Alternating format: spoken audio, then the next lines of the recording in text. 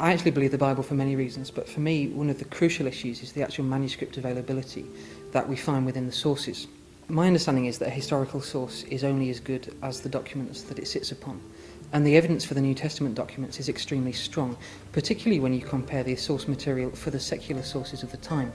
Two of the earliest biographies of Alexander the Great, for example, are written 400 years or so after his death by Arrian and by Plutarch, are considered by historians to be the strongest evidence for his life. And yet we're still finding them 400 or 500 years after he died in 323 BC. And yet for me the remarkable thing is that historians are still prepared to treat this as a key source document. And the same is true for some of the lateness of the manuscripts. If you take, for example, the Annals of Tacitus, written maybe 100 or 110 AD, the earliest available manuscript for him is not found until 850 AD. It's the same for the letters of Pliny, it's the same for the lives of Suetonius. The Bible manuscript evidence is much more compelling than some of the secular sources. If you take the earliest surviving codices of the New Testament, Codex Vaticanus and Codex Sinaiticus, they both date from around about the middle of the 4th century AD. Now that immediately closes the window on the sources to a much shorter period than, for example, the Annals of Tacitus or the works of Pliny. And we can even push it further than that. If you take the earliest surviving manuscript fragment, which is one of the Rylands papyri held in the John Rylands Library in Manchester, we actually find that there's an early fragment of the Gospel of John. It contains just a few verses from John chapter 18. And it was found in Egypt, and historians have dated it to around about 125 or 130 AD. Now even the most liberal scholars will tell you that John, the Gospel writer, John the Apostle, died in the AD 90s, or perhaps as late as AD 100. So when you consider that this Gospel fragment of his is available 25 or 30 years after that, we get this remarkable piece of evidence that the scribe who was perhaps recording the fragment that we have was alive at the time that John the writer himself was alive. In other words, what the document does is take us right to the very heartbeat of the gospel message, and it gives us something really significant to work with. Now you can add to this the number of manuscript copies which are still available.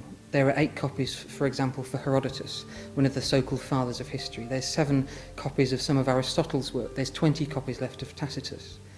And yet there's somewhere between 20,000 and 24,000 New Testament documents or New Testament fragments surviving. I suppose really the bottom line is this. The biographer of Jesus, who takes a look at the gospel records as recorded in the New Testament, is on much safer ground and much surer ground than the biographer of, for example, Julius Caesar, or Alexander the Great, or Pliny the Younger. And I don't hear anybody arguing the evidence for their existence at any point in time. For me, the New Testament manuscript evidence is compelling enough, but if you add to that the most remarkable archaeological discovery of the 20th century, it seems that both the Old Testament and the New Testament documents stand up to scrutiny.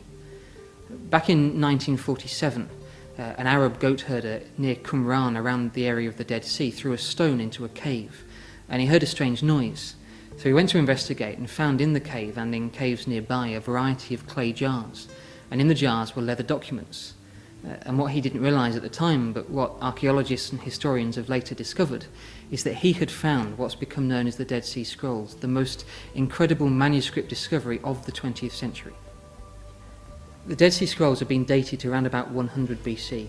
They're the most convincing and most complete record that we have of both Old Testament and New Testament manuscripts. It seems that there were some monastic farmers living around the area in the 1st century AD, and when the Romans took Jerusalem in AD 70, they tried to hide their manuscripts and hide their documents in these jars in the caves. One of the scrolls contains all 66 chapters of the book of Isaiah, and it's remarkable because it also antedates the previous oldest copy of the book of Isaiah by nearly 1,000 years. The Masoretic text was around 900 or 1,000 AD. This Dead Sea Scrolls copy is from around 100 BC. Normally you'd expect remarkable changes in a document over 1,000 years. That's a pretty long period of time. And yet what's remarkable for scholars of the Dead Sea Scrolls is that that copy of Isaiah found in the caves in Qumran is virtually identical to the later Masoretic copy that dates from 900 or 1,000 AD. You would expect to find many more changes than you do, and even the changes and the variations which are there are pretty negligible. They certainly don't impact on anything central to the Gospel or central to Isaiah's message. I've spent a lot of time working with old manuscripts and working with old books, And it seems to me that the Bible more than passes the tests that historians lay down when they work with ancient source material. And I find that that means that when I come to the Bible, or when anyone else comes to the Bible, they can treat it not merely as a book of old documents, a book of old manuscripts, but as something living and powerful, containing a message for us today.